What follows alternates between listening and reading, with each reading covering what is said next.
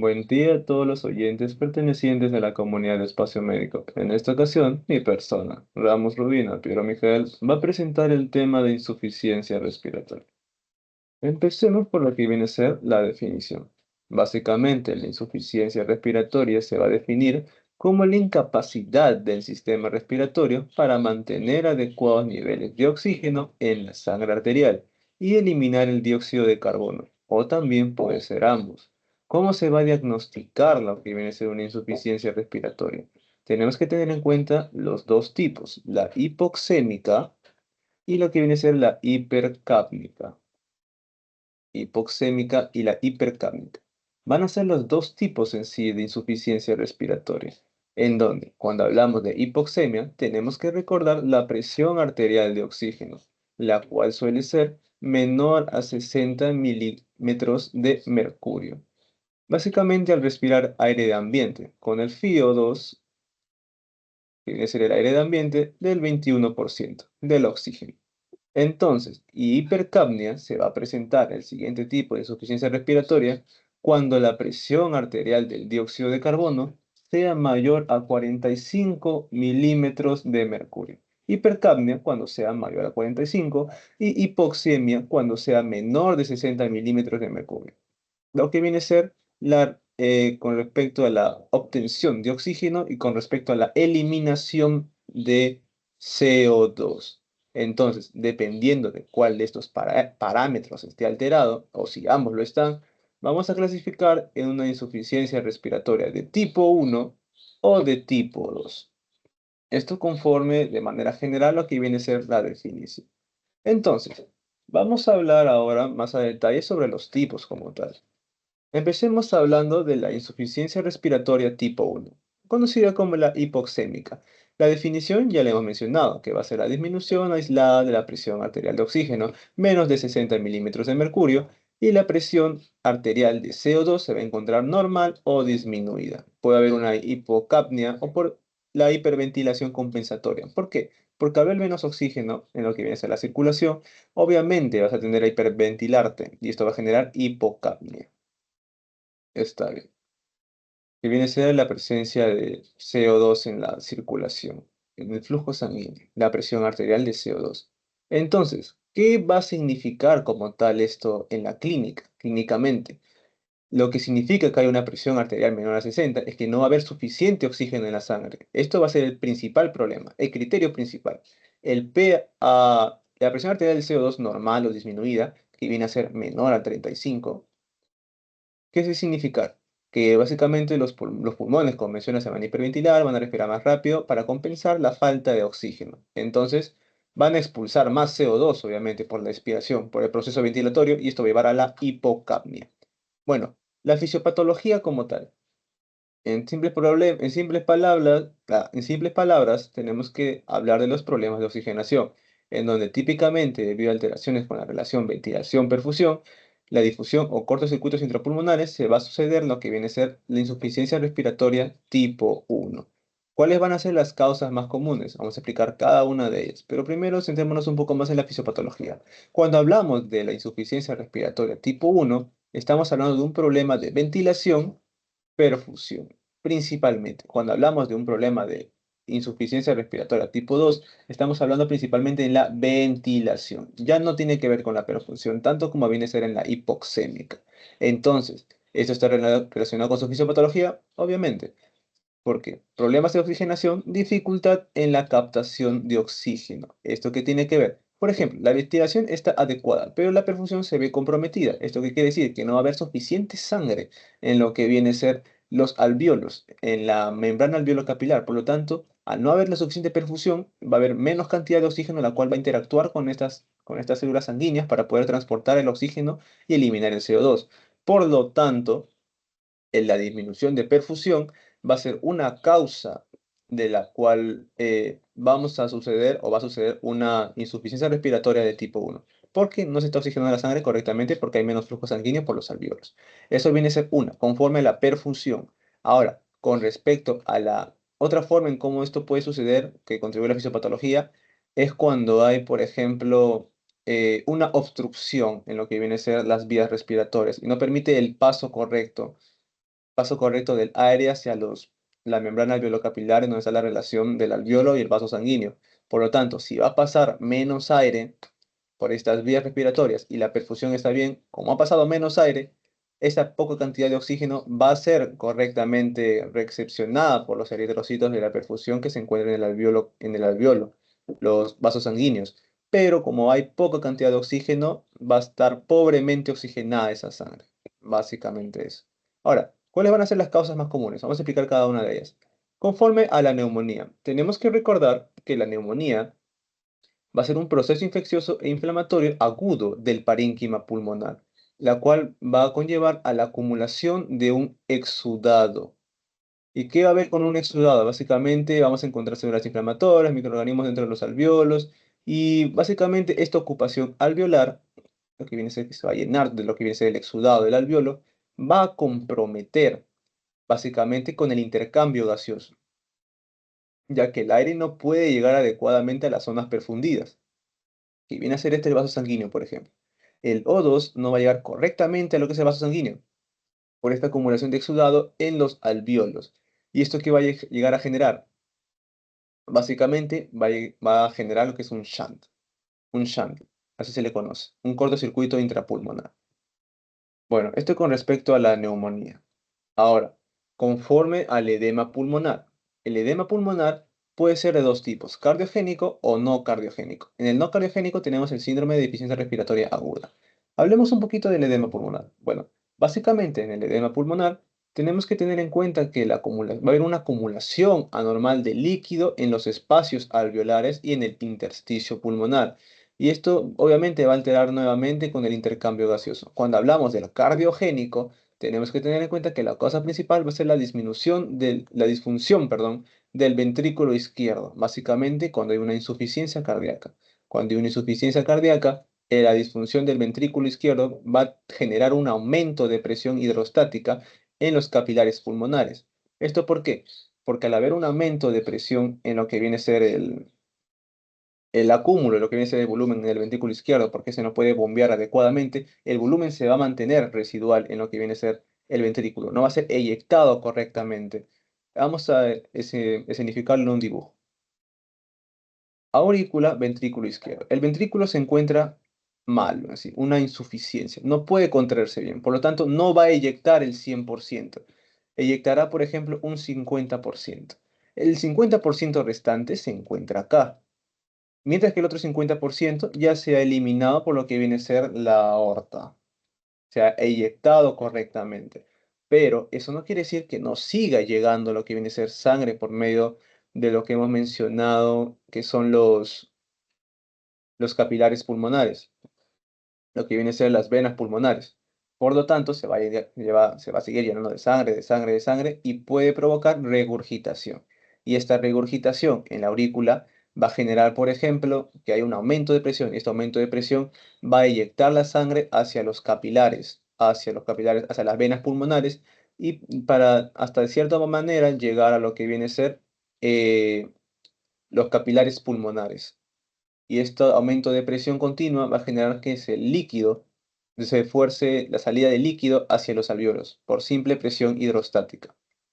Bueno, esto con respecto al edema pulmonar cardiogénico. En simples palabras, va a haber un problema en el ventrículo izquierdo para eyectar la sangre, por lo tanto, va a haber regurgitación en la aurícula y esta aurícula va a aumentar su presión, obviamente, hidrostática por aumento de lo que viene a ser el volumen, y esto va a generar que se regurgite, se sigue regurgitando la sangre por las venas pulmonares hasta llegar a los capilares, y por aumento de presión hidrostática, el aumento de volumen, va a perfundirse esta sangre, en simples palabras.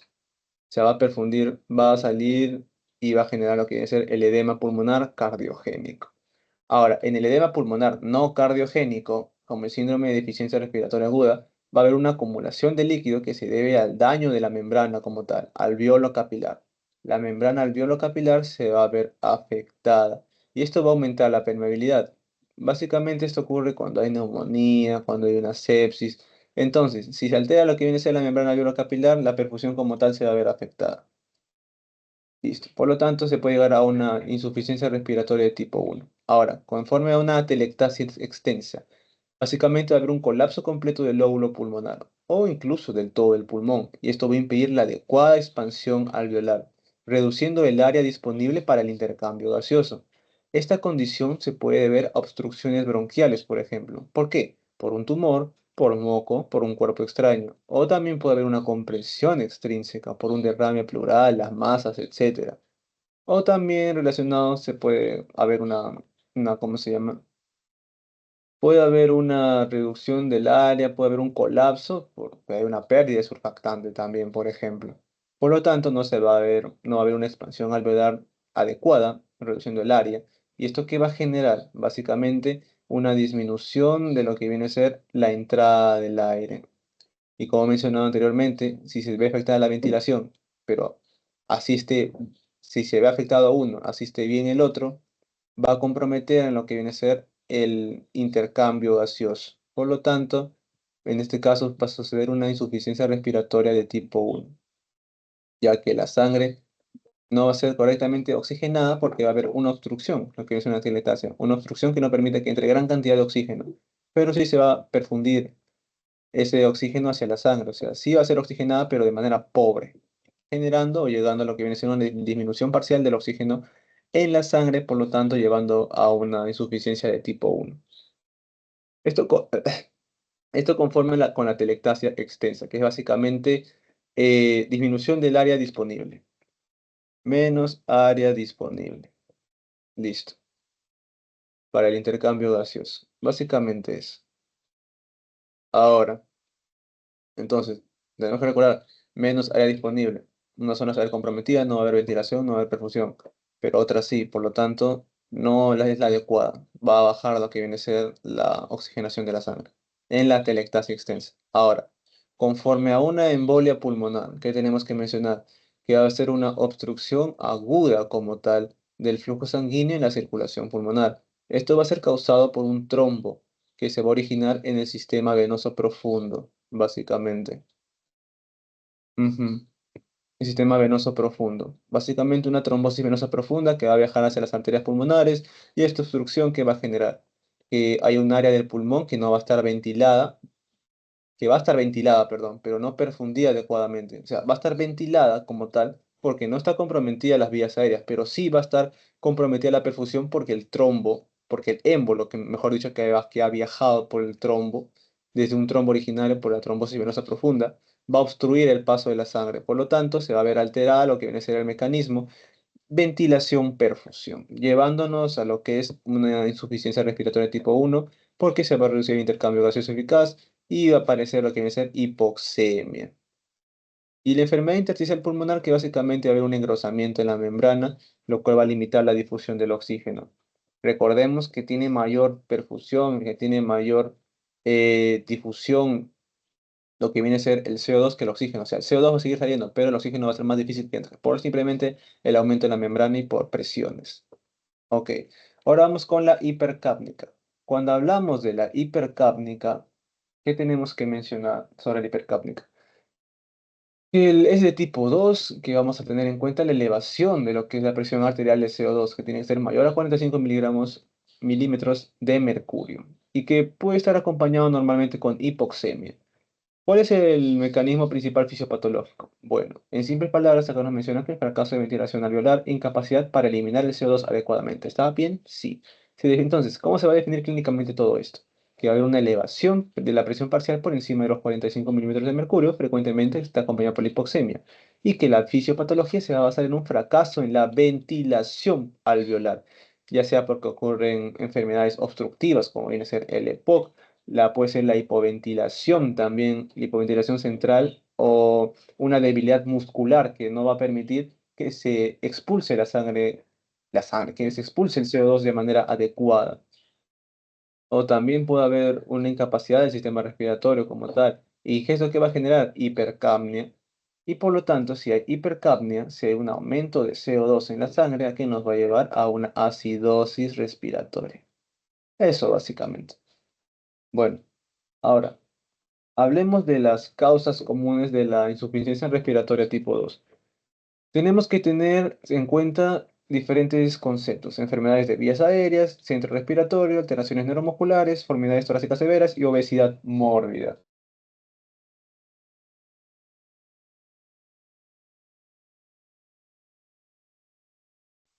Ay, disculpen, y obesidad mórbida. Cuando hablamos de enfermedades de vías aéreas, ¿qué tenemos que tener en cuenta? Básicamente, de exacerbación del EPOC y el asma severa. Tanto en la exacerbación del EPOC como en el asma severa va a haber un problema que es la obstrucción del flujo aéreo, y esto va a impedir la ventilación alveolar efectiva. Esta obstrucción va a generar hipoventilación alveolar, reduciendo la eliminación del CO2 y produciendo hipercapnia, y con el tiempo también va a producir hipoxemia. Básicamente, en este contexto, la insuficiencia respiratoria tipo 2 se va a definir como la incapacidad del sistema respiratorio para eliminar adecuadamente el dióxido de carbono. Y en casos graves se puede presentar acidosis respiratoria o compromiso del estado de conciencia, básicamente por una obstrucción que va a impedir la ventilación como tal. Bueno, y se había reducido la eliminación del CO2. Ahora, vamos con la depresión del centro respiratorio, básicamente por una sobredosis de opioides y benzodiazepinas. Esta depresión del centro respiratorio va a ocurrir cuando se reduce la actividad neuronal del bulbo raquídeo, específicamente aquellos centros que controlan el ritmo y la profundidad respiratoria. Esto puede ser causado por las sustancias depresoras como vienen a ser los opioides y las benzodiazepinas opioides y benzodiazepinas. Y estos fármacos van a actuar sobre estos receptores específicos, como es el caso de los opioides, los receptores Mu, y disminuyendo obviamente la respuesta ventilatoria del CO2, ya que van a reducir la frecuencia respiratoria. En consecuencia, se va a acumular el CO2 en la sangre, lo que se caracteriza por la insuficiencia respiratoria de tipo 2. Ahora, vamos a las alteraciones neuromusculares. Tenemos que hablar sobre Guillain-Barré y la miastenia gravis con botulismo. Estas alteraciones neuromusculares, como las que he mencionado anteriormente, están relacionadas también con lo que es la eyección, con lo que viene a ser la eliminación del CO2. Entonces, básicamente, se va a afectar la transmisión de un impulso nervioso hacia los músculos respiratorios, como viene a ser el diafragma, con músculos intercostales. Por lo tanto, va a haber una debilidad o parálisis en la musculatura respiratoria, comprometiendo la ventilación alveolar adecuada. Y esta hipoventilación que va a generar acumulación del CO2, básicamente. Lo que son deformidades severas, básicamente el tener una espalda muy encorvada y torcida, como viene a ser acá la cifoescoliosis grave, o la obesidad mórbida también, que va a generar esto, que los pulmones no van a poder moverse bien al respirar, y esto hace que no saquen suficiente aire usado por el dióxido de carbono, y esto que va a llevar a la insuficiencia de tipo 2 básicamente. Bueno. Ahora pasemos, este es un cuadrito de resumen básicamente que vamos a tener el tipo 1 y tipo 2, en que se resume tipo 1 bajo presión arterial de oxígeno, elevada presión del CO2 arterial, lo que viene a ser el mecanismo principal por una alteración en la oxigenación, en el proceso de llevar el oxígeno a la sangre. Y lo que viene a ser la tipo 2 básicamente el fracaso de ventilación, en el proceso de la falla de eliminar el CO2 en la expiración. Ahora, la presión arterial de CO2 se debe encontrar normal o bajo porque en casos de hipoxemia el problema va a ser con el oxígeno y el PCO2 se va a ver normal en la mayoría de casos, pero bajo se va a ver cuando hay una compensación hiperventilatoria. Y lo que viene a ser en el tipo 2 va a estar elevado porque es con una elevación del CO2 como tal porque no se puede eliminar. ¿Cuáles van a ser los ejemplos más típicos? La neumonía que hemos mencionado por la acumulación de exudado en los alvéolos, lo cual va a comprometer con la difusión del oxígeno, porque el oxígeno como tal es más difícil que pueda difundir por la membrana y al hacerlo más complicado por el exudado, se va a ver comprometido este proceso de captación de oxígeno. Y el síndrome de deficiencia respiratoria aguda, que también ya le hemos mencionado, que está relacionado con el edema pulmonar, que este va a ser el no cardiogénico, básicamente, en donde de igual manera se va a acumular líquido en la membrana, por lo tanto, básicamente la permeabilidad se va a ver comprometida. Entonces, la permeabilidad, no, la difusión, perdón. Entonces, lo que viene a ser en el tipo 2 el EPOC, ya hemos mencionado, por lo que viene a ser los procesos obstructivos en las vías respiratorias, en el proceso de ventilación, que van a dificultar el eliminar el CO2, y también lo que viene a ser una sobredosis, como viene a ser opioides, benzodiazepinas, que van a relajar lo que son los centros respiratorios en el bulbo raquídeo, disminuyendo la frecuencia respiratoria, todo eso, por lo tanto, evitando la eliminación correcta. Disminuyen la respuesta ventilatoria y la frecuencia, como he mencionado anteriormente, contribuyendo al hipercambio. El tratamiento inicial es con oxigenoterapia con respecto a la hipoxémica y la ventilación no invasiva con respecto a la tipo 2. Y esto lo vamos a explicar en cuadros más adelante. Entonces, pasemos a la siguiente diapositiva, la cual son los mecanismos principales fisiológicos respiratorios que tenemos que tener en cuenta cuando hablamos de insuficiencia respiratoria aguda. Bueno, tenemos que tener en cuenta la relación ventilación-perfusión, en donde básicamente es la eficiencia del intercambio gaseoso, que va a depender de qué, tanto de la ventilación como también de la perfusión. La ventilación va a ser el aire que llega a los alvéolos y la perfusión va a ser el flujo sanguíneo que va a alcanzar los capilares alveolares. Entonces, un valor ideal es de 0,8. Significa que el pulmón está sano. Cuando hay una disminución de este valor, significa que va a haber una ventilación insuficiente respecto a la perfusión. Y eso se presenta, por ejemplo, en la neumonía, ya que los alvéolos están llenos del exudado, la ventilación se va a ver comprometida, pero la perfusión sigue bien, es decir, la cantidad de oxígeno que va a llegar a la sangre va a ser menos porque va a ser más difícil que llegue por el exudado. Y cuando va a haber un aumento de lo que viene a ser este valor, significa que la perfusión va a ser insuficiente respecto a la ventilación. Por ejemplo, cuando hay una embolia pulmonar, cuando se va a obstruir los capilares alveolares, la oxigenación va a estar bien, pero lo que viene a ser la sangre no va a llegar correctamente a esta zona para poder oxigenarse. Por lo tanto, va a haber un aumento del valor de la relación ventilación-perfusión. Esto con respecto a lo que es esta relación. ¿Y en qué se relaciona con el tipo 1 y el tipo 2 de insuficiencia? El tipo 1 básicamente estas alteraciones van a llevar a lo que es la hipoxemia y lo que viene a ser en el tipo 2 en donde van a haber áreas hipoventiladas, o sea, áreas de lo que viene a ser el alveolo, las vías respiratorias, las cuales van a tener básicamente son hipoventiladas y donde se va a acumular el CO2. Y bueno, eso básicamente. Ahora, el espacio muerto. ¿Qué tenemos que hablar del espacio muerto? En donde el aire inhalado que no va a participar en el intercambio gaseoso. ¿Cuáles van a ser los tipos? Va a haber un espacio muerto anatómico y uno alveolar. El anatómico van a ser las vías aéreas normales, como la tráquea, los bronquios, los cuales no cuentan con alvéolos para poder realizar el intercambio gaseoso, tampoco con los capilares alveolares, o capilares relacionados para poder recaptar ese oxígeno, captar ese oxígeno y oxigenar la sangre. No cuenta con eso, estos vías aéreas normales anatómicas. Mientras que el espacio alveolar, muerto alveolar son los alvéolos los cuales están ventilados, pero no se encuentran perfundidos, como he mencionado anteriormente, en condiciones de una embolia pulmonar, por ejemplo. Ahora, ¿cuál va a ser su relación de todo esto con la insuficiencia respiratoria? En que un aumento del espacio muerto puede contribuir al fracaso ventilatorio, o sea, el tipo 2. Ya hemos hablado que el tipo 2 se relaciona con zonas hipoventiladas, las cuales se va a acumular el CO2.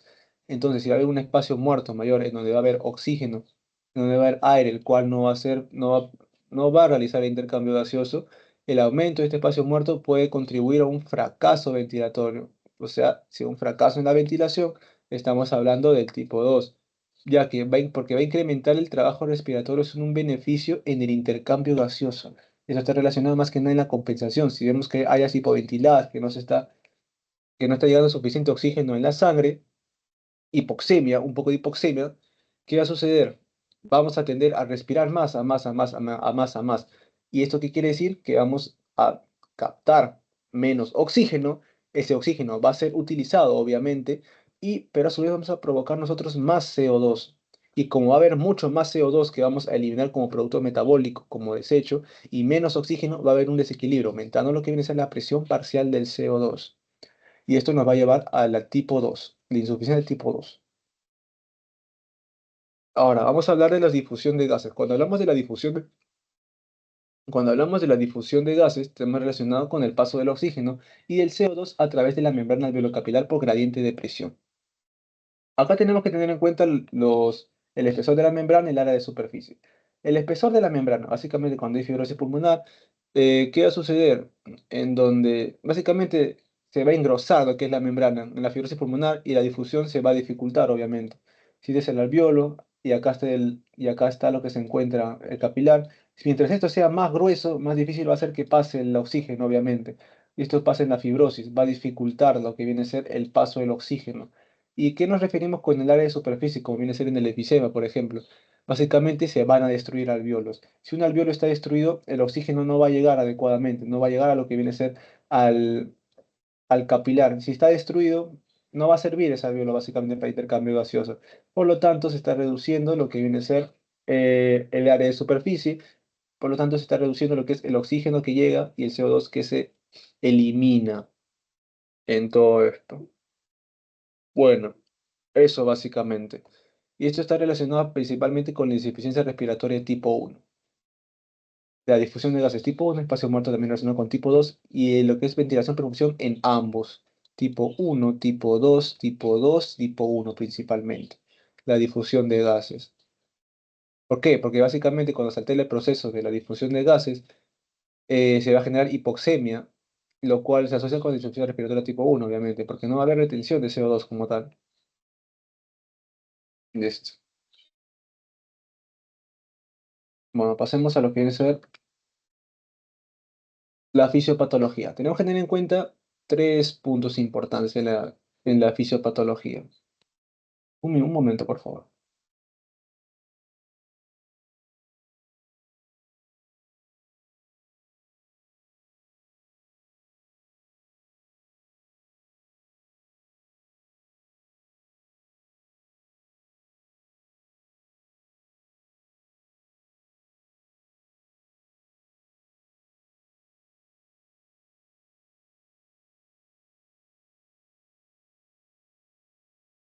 Continuemos. Continuemos con lo que viene a ser la fisiopatología.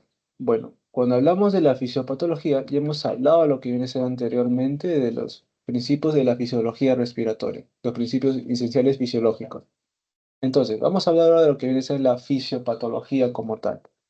Bueno, tenemos que hablar de diferentes conceptos. ¿Cuál va a ser el primero? La alteración de la relación ventilación-perfusión, lo que viene a ser el chant intrapulmonar y las alteraciones de la difusión de los gases.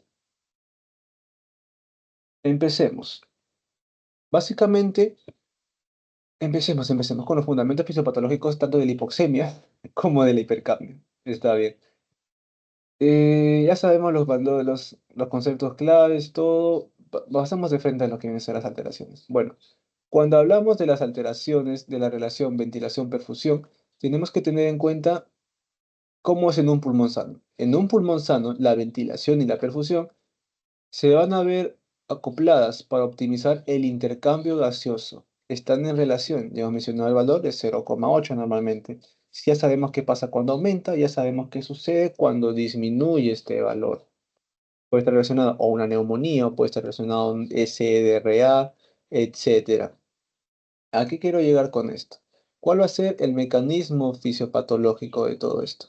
Entonces, básicamente va a haber un desajuste en la ventilación-perfusión, en donde áreas pulmonares donde la ventilación es insuficiente respecto al flujo sanguíneo, va a bajar lo que es la relación o va a subir cuando es insuficiente respecto uno con el otro. La hipoxemia básicamente va a predominar en situaciones de baja relación ventilación-perfusión, porque el oxígeno no logra saturar adecuadamente a la sangre venosa que llega a los alvéolos mal ventilados, pero la perfusión sigue bien. Entonces se va a producir lo que viene a ser hipoxemia. Está bien perfundido, pero el oxígeno no va a saturar adecuadamente. ¿Por qué? Porque hay una obstrucción, básicamente. Pero ya hay problema con la ventilación. Cuando hay una ventilación insuficiente, va a generar hipoxemia. Ya lo hemos mencionado. Y también cuando hay una alta, va a haber una perfusión insuficiente. Esto ya lo sabemos ya con anterioridad. Entonces, ¿cuál va a ser los ejemplos? Por ejemplo, cuando hay EPOC, va a haber un atrapamiento aéreo y también va a haber una destrucción de los alvéolos funcionales. Ya conocemos esto. Si hay un atrapamiento aéreo, básicamente está relacionado con la que es la insuficiencia respiratoria tipo 2 y una destrucción de los alvéolos funcionales. Si disminuimos el área, como mencionado anteriormente, el área de superficie, una destrucción de los alvéolos funcionales, por lo tanto, también va a haber una hipoxemia. En todo caso, se está presentando acá los dos problemas. Recordemos lo que mencionamos en la introducción, que puede haber una de tipo 1 únicamente, de tipo 2 o ambos pueden estar presentes, si ambos están alterados. Bueno, continuemos. Entonces, ¿qué más tenemos que mencionar de esto? Que esta relación está completamente importante para el intercambio gaseoso eficiente y que, bueno, básicamente relaciona con la perfusión y la ventilación, nada más. Ujú. Bueno, hablemos cómo podríamos este concepto hacer en forma de un esquema, forma de un diagrama.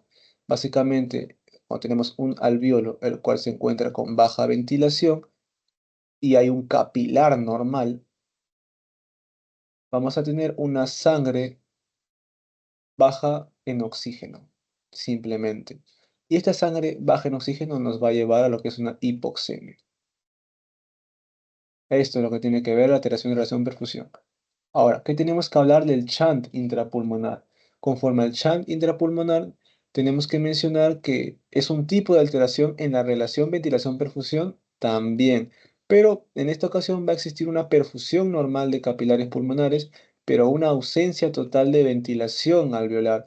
Es decir, que la sangre va a pasar por zonas del pulmón donde los alveolos están colapsados o llenos de líquido exudado, como es en neumonía, por ejemplo, en el CDRA, por lo que no se produce el intercambio gaseoso. Por lo tanto, como resultado, esta sangre desoxigenada se va a mezclar directamente con la sangre oxigenada en la circulación sistémica, generando hipoxemia refractaria, porque se va a aumentar la presión del CO2 arterial, que no va a mejorar significativamente con oxígeno suplementario. Esto está presente, por ejemplo, CDRA, la neumonía, un edema agudo de pulmón, etcétera. Esto conforme al shunt intrapulmonar. Y en forma de un diagrama, ¿cómo podríamos representarlo? Bueno, básicamente sería un alveolo sin ventilación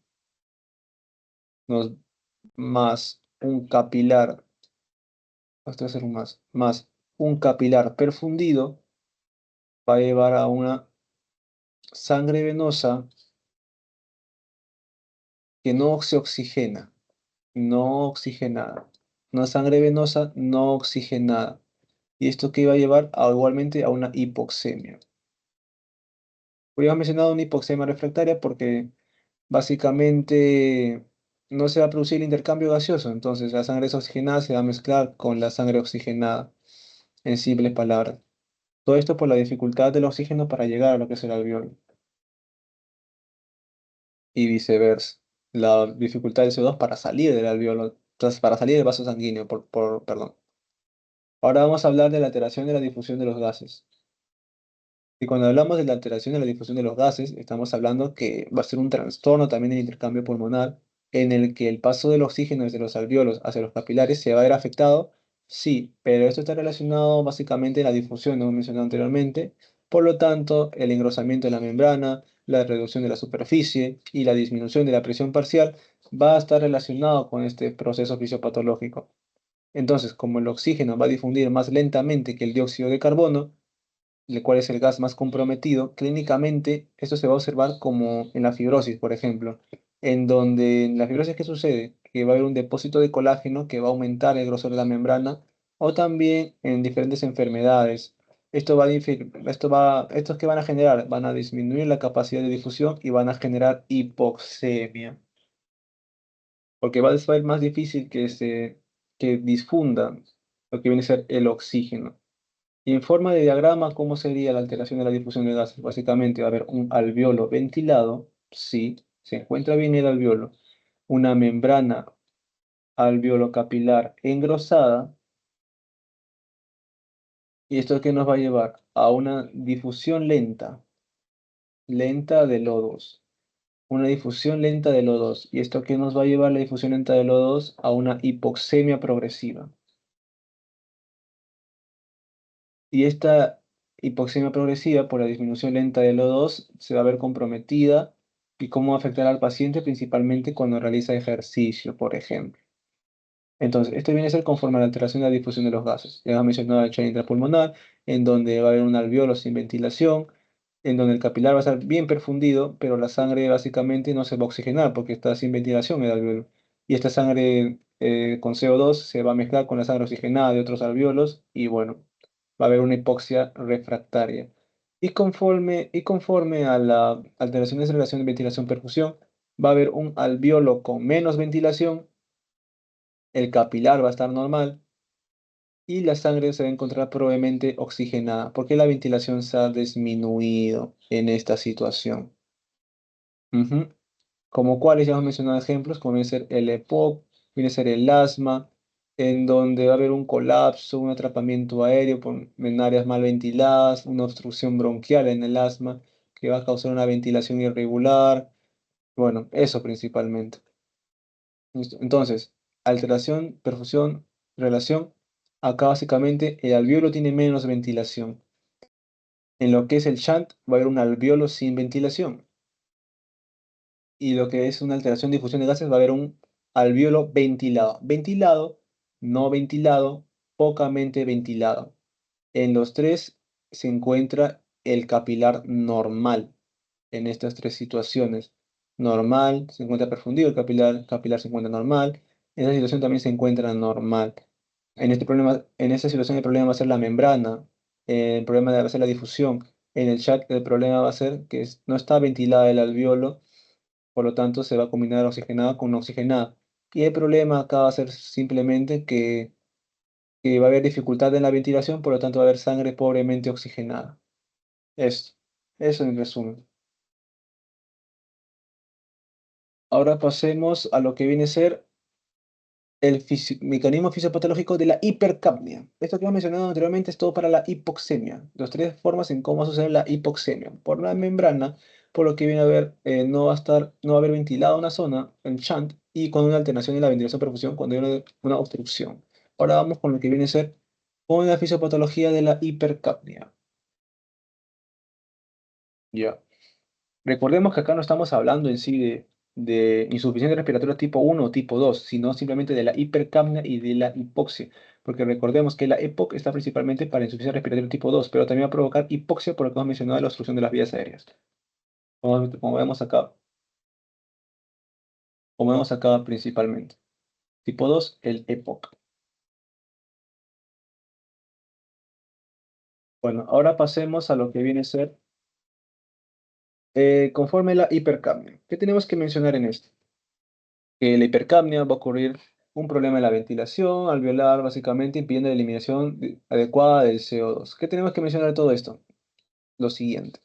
Mecanismo global, el principal, va a haber una hipoventilación, la cual la cantidad total de aire que va a llegar a los alveolos por minuto va a ser insuficiente para eliminar el CO2 producido metabólicamente.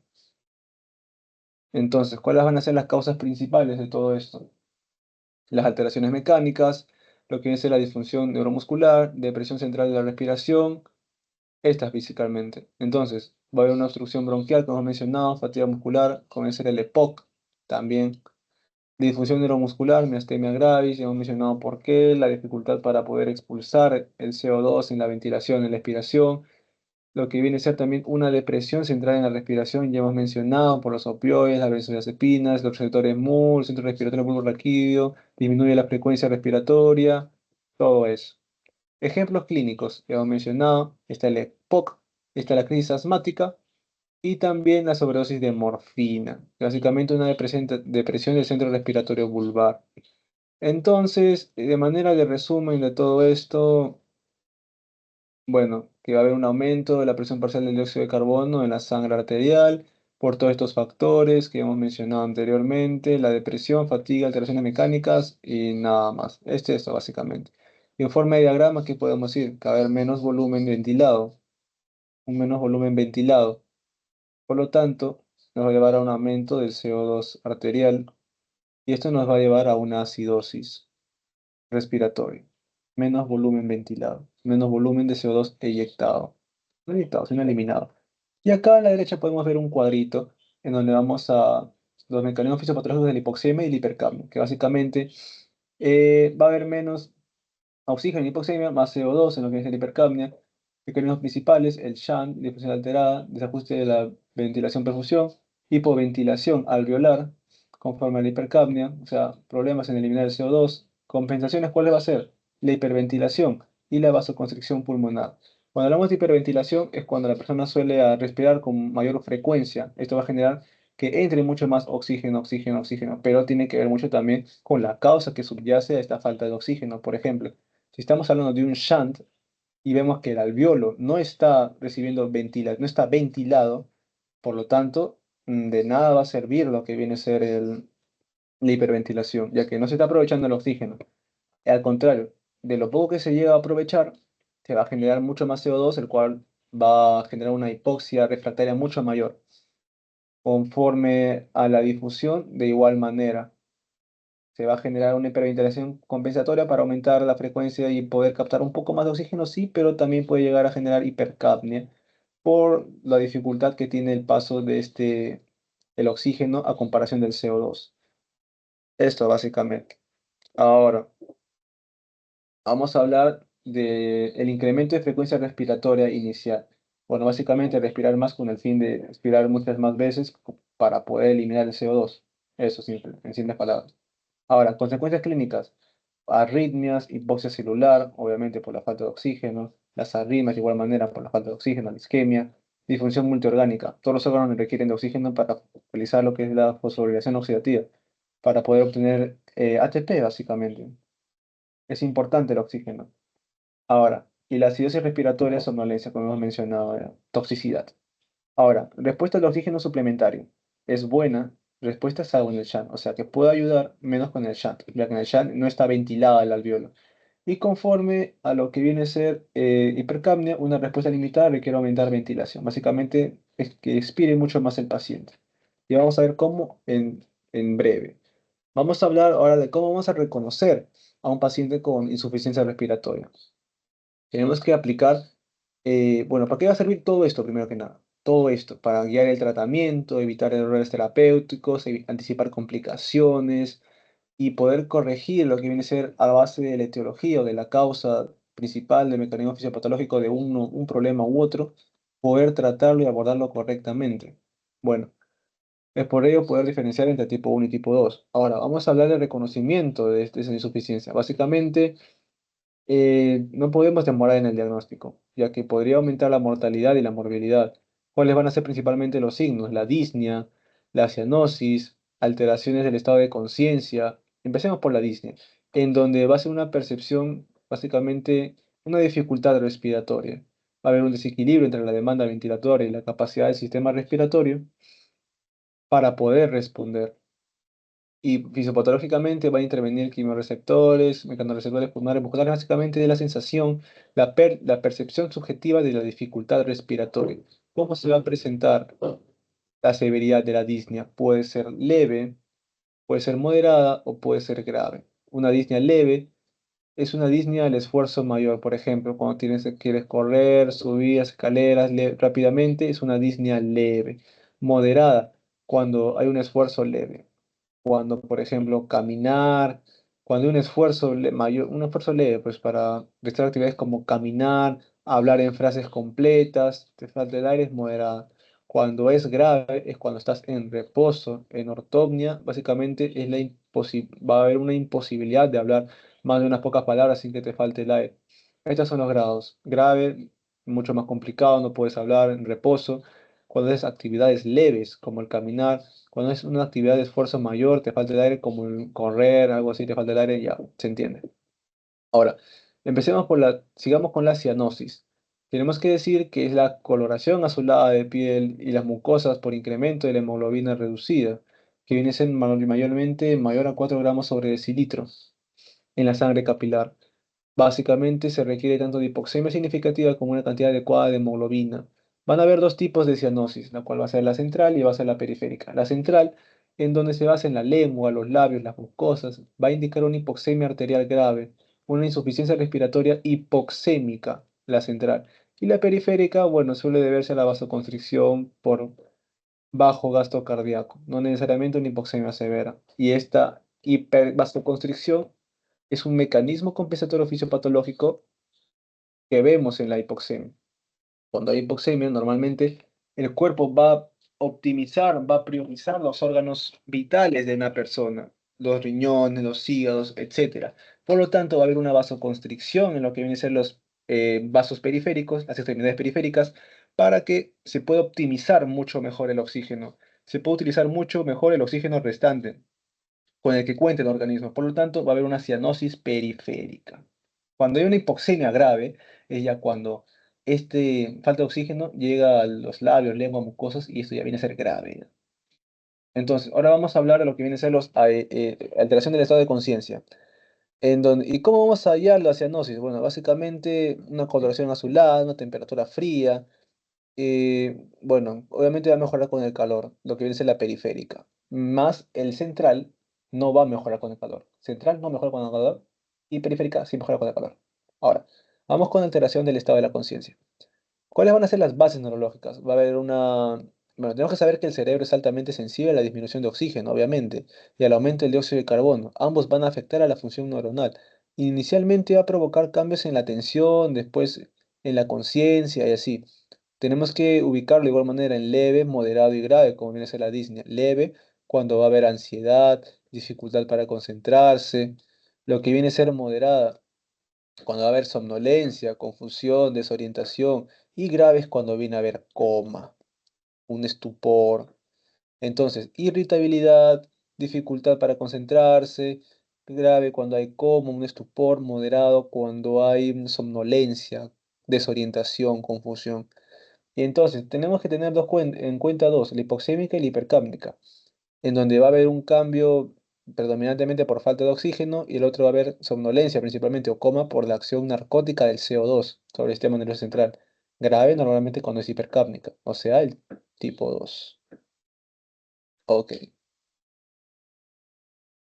¿Y cuáles van a ser las otras manifestaciones? Bueno, la taquimia, obviamente, el aumento de la frecuencia respiratoria que comienza la taquimia, pues, uso de músculos accesorios para poder exhalar, para poder respirar ya de manera más fuerte, para poder favorecer la ventilación, el tiraje, de igual manera relacionado con la ventilación, para poder realizar la respiración correctamente, ya compensando la dificultad, sudoración profusa y la taquicardia.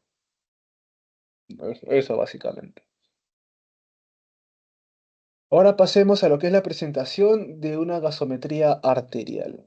¿Qué tenemos que saber de esto? Básicamente es importante conocer todo esto, obviamente, para la relación del equilibrio ácido-base en forma objetiva y precisa.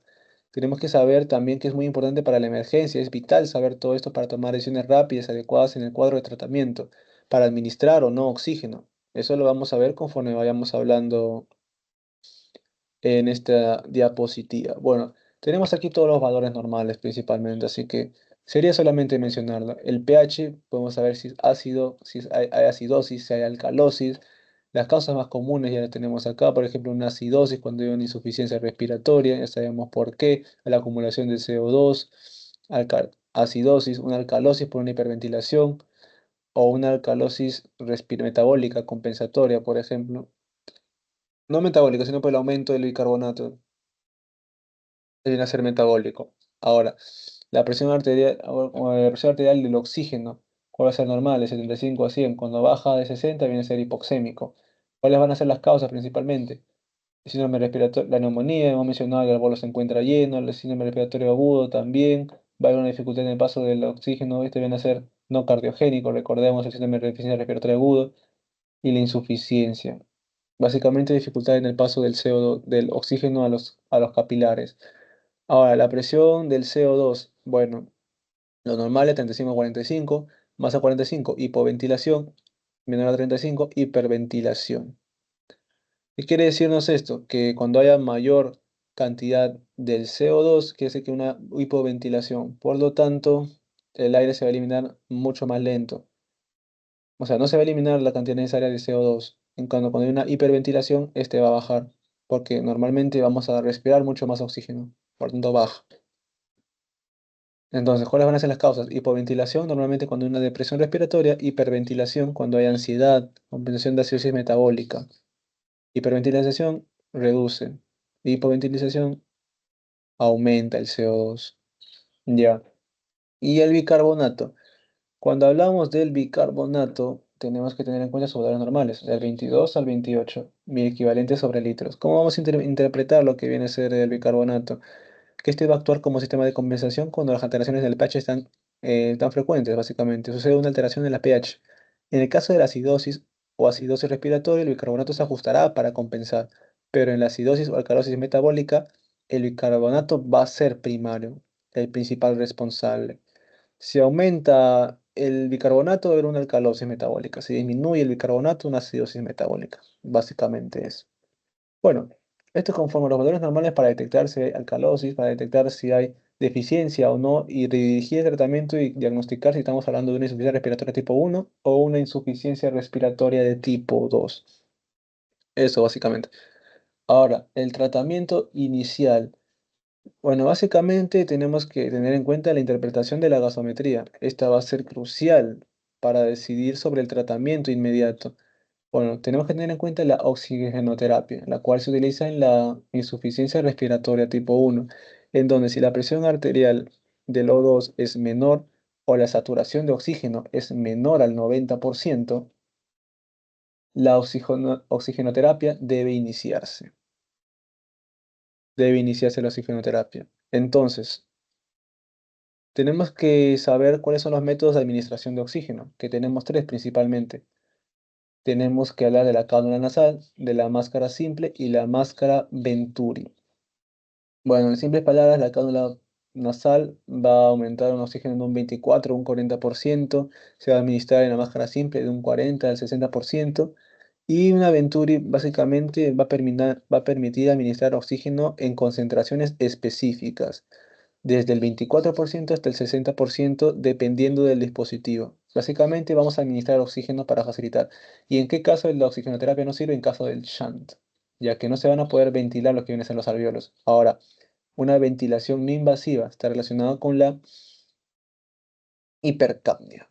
Una oxigenación no invasiva va a haber una hipoxemia persistente a pesar de la oxigenoterapia, por ejemplo, puede ser en un shunt, y va a haber una hipercapnia, en donde la presión arterial de CO2 va a ser mayor a 45 y que no se va a resolver con oxígeno, con la oxigenoterapia. Entonces, vamos a utilizar dos herramientas, lo que viene a ser principalmente el CPAP y el BiPAP. ¿En qué se encarga el CPAP? Son los más comunes, en donde va a haber va a ser utilizado principalmente en casos de hipoxemia, ¿ya? Insuficiencia respiratoria tipo 1, el CPAP, que va a ser administrar oxígeno, básicamente. Y el BiPAP, en donde va a ser utilizado en casos de hipercapnia, insuficiencia respiratoria tipo 2. Esto básicamente. Ujú. 1 y tipo 2. La no invasiva. Listo. Cuando hay una hipoxemia persistente. Bueno, esto va a ser más que nada para tipo 1 y no invasiva para ambos, tipo 1 o tipo 2. Bueno, vamos con la resolución de las preguntas. Empecemos con la resolución de las preguntas. Entonces, leamos la pregunta número 56, en donde un varón de 56, no, un varón de 60, este se aprendió, un varón de 65 años con antecedentes de EPOC tipo enfisematoso acude a emergencias por disnea progresiva, somnolencia y uso de músculos accesorios. El examen, frecuencia respiratoria 32 respiraciones por minuto, saturación con oxígeno suplementario por mascarilla simple a 8 litros por minuto, gasometría arterial. Vamos a encontrar que el pH se encuentra en 7,28. De ahí mismo tenemos que saber la presión arterial del CO2, 68, presión arterial del oxígeno en 58 y el bicarbonato en 30 equivalentes sobre litro. ¿Cuál es la medida terapéutica más adecuada en este momento? Bueno, ¿qué tenemos que notar principalmente en esto? Tenemos que analizar, obviamente, tenemos que ver los valores que nos mencionan. Lo que viene a ser tanto el pH, lo que viene a ser la presión arterial del CO2, la presión arterial del oxígeno, etcétera. Entonces, empecemos hablando de estos valores, obviamente. Entonces, ¿qué tenemos que tener en cuenta? Saturación del oxígeno, 84%. Se encuentra menos del 90%. Si se encuentra menos del 90%, en sí, 95% es valor normal de saturación, hasta el 100%, obviamente. Si se encuentra menos, obviamente hay un problema de oxigenación. Ahí nos da un indicio, pues es hipoxémico. Hay falta de oxígeno en lo que es la circulación. Frecuencia respiratoria se encuentra elevada, es decir, que está aumentando, está hiperventilando para tratar de aumentar el oxígeno. Y si está hiperventilando, también va a disminuir lo que viene a ser lo que es el CO2 como tal. Entonces, ¿qué tenemos que notar acá? Normalmente debería disminuir el CO2. ¿Qué tenemos que notar acá? El pH se encuentra en 7,28. Recordemos los valores normales. pH 7,28 se encuentra abajo. Por lo tanto, estamos hablando de que se presenta una acidosis. Y se presenta una acidosis, estamos hablando de que hay un CO2 aumentado. Si hay un CO2 aumentado, esto quiere decir que va a haber un aumento de la frecuencia respiratoria compensatoria para poder compensar esta acidosis.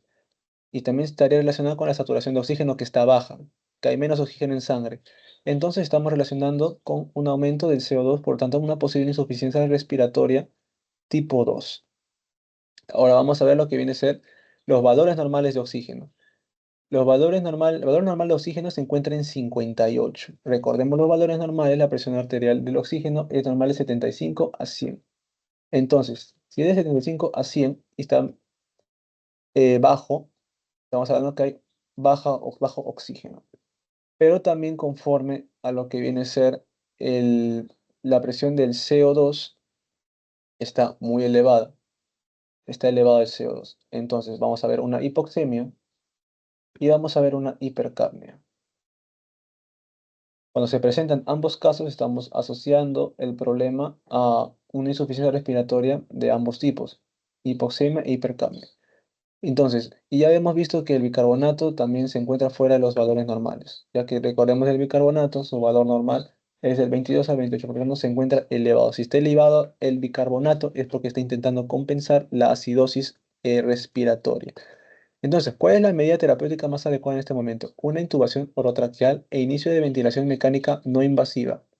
Recordemos no invasiva cuando la hipoxemia es persistente a pesar de la oxigenoterapia. No sabemos si se le realizó este problema, pero también cuando hay una hipercapnia mayor a 45, el cual no se va a resolver con oxígeno. Como nos menciona que hay un problema de oxígeno y también de hipercapnia, podemos inducir que no ha habido solución en su problema previamente. Por lo tanto, es una opción viable. Suspender el oxígeno y observar respuesta clínica. No es recomendable porque en sí el oxígeno ya se encuentra bajo, la saturación igual. Iniciar ventilación mecánica no invasiva con presión positiva y administrar furosemida intravenosa por sospecha de edema agudo pulmonar. Vamos descartando algunas opciones, como viene a ser suspender el oxígeno y observar respuesta clínica. Ahora, olvidé mencionar algo conforme a la alternativa número C, que menciona iniciar ventilación mecánica no invasiva con presión positiva. Esto está relacionado con el BiPAP, ya que el BiPAP va a ser una presión positiva en dos niveles y el CPAP está relacionado con una presión positiva continua en la vía aérea. Entonces, recordemos que uno es para la insuficiencia tipo 1 y uno es para el tipo 2 normalmente. Y acá está presentando los dos. Entonces, como el tipo 2 está relacionado normalmente con los dos problemas, ¿qué podemos mencionar de todo esto? El que iniciar la ventilación mecánica no invasiva con presión positiva va a ser una opción viable, más que la intubación orotraqueal, inicio de ventilación mecánica invasiva, ya que invasiva puede comprometer, no sabemos en sí cuál es el problema del paciente, EPOC, obstructivo, invasivo, va a dañar, no tiene enfisematoso, va a tener daño. No se recomienda la invasiva. Entonces la alternativa correcta sería la C. Bueno, ahora pasemos al segundo caso clínico, al número 27. Vamos a analizarlo, vamos a ver las alternativas. ¿Qué va a buscar el problema en sí? No va a decir que un varón de 50 años con antecedentes de diabetes mellitus tipo 2 y obesidad es hospitalizado por neumonía adquirida en la comunidad. Neumonía, mellitus tipo 2, obesidad. Tenemos tres factores importantes. La obesidad está relacionada con el tipo 2, principalmente por la dificultad en la ventilación. Neumonía con el tipo 1, porque va a haber un problema en lo que viene a ser en los alvéolos. La ventilación va a estar bien, la perfusión va a estar bien, pero la ventilación se va a ver reducida. Al tercer día presenta deterioro de sensorio. aumento del trabajo respiratorio, aumento de la frecuencia ya del trabajo respiratorio del estrés mecánico y de saturación progresiva. Gasometría arterial, el pH se encuentra normal. La presión arterial del CO2 se encuentra normal. La presión arterial de oxígeno se encuentra baja. El FIO se encuentra, bueno, se encuentra normal. La radiografía del tórax, infiltrados bilaterales difusos sin signos de sobrecarga de volumen. Bueno, vamos a analizar el caso. Ya tenemos diferentes factores de riesgo. ¿Como cuáles? Factores de riesgo comienza la diabetes mellitus tipo 2 y también la obesidad. Estos son factores de riesgo para infecciones respiratorias severas o de otras complicaciones, por ejemplo, el síndrome de deficiencia respiratoria agudo. Y también, pero ¿cuál va a ser su motivo de hospitalización? La neumonía como tal. La neumonía adquirida en la comunidad. Ujú. ¿Cuál va a ser la evolución clínica? Menciona que va a haber un deterioro del sensorio. Deterioro del sensorio. Que está, se encuentra acá, va a mencionar que hay un aumento del trabajo respiratorio y también una desaturación progresiva. Vamos a analizar la gasometría. Nos menciona que hay un pH de 7,35. Esto se encuentra normal. Que va a haber una presión arterial del CO2 de 38. También está normal. Que va a haber una presión parcial de oxígeno de 55. Va a haber una hipoxemia moderada, por así decirlo. Se puede decir que sí. ¿Esto qué va a indicar? Un trastorno en la oxigenación, la cual está relacionada con el shunt como tal.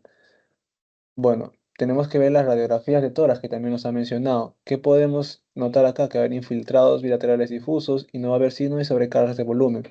Entonces, esto nos va a sugerir qué cosa, que no se trata de un edema pulmonar cardiogénico, sino que hay un compromiso pulmonar inflamatorio como tal. Vamos a analizar las preguntas. Pide, ¿cuál es el diagnóstico más probable? Bueno, vamos a tromboembolismo pulmonar masivo, no, porque nos menciona por la radiografía que no va a haber como tal un compromiso por carga de volumen, sobrecarga de volumen, por lo tanto un edema que producirá un tromboembolismo no tiene, o sea, lo que el problema de acá no es la perfusión como tal, por lo tanto el tromboembolismo no está tan relacionado. El C, síndrome de distrés respiratorio agudo, CDRA. ¿Es una forma de insuficiencia respiratoria? Sí.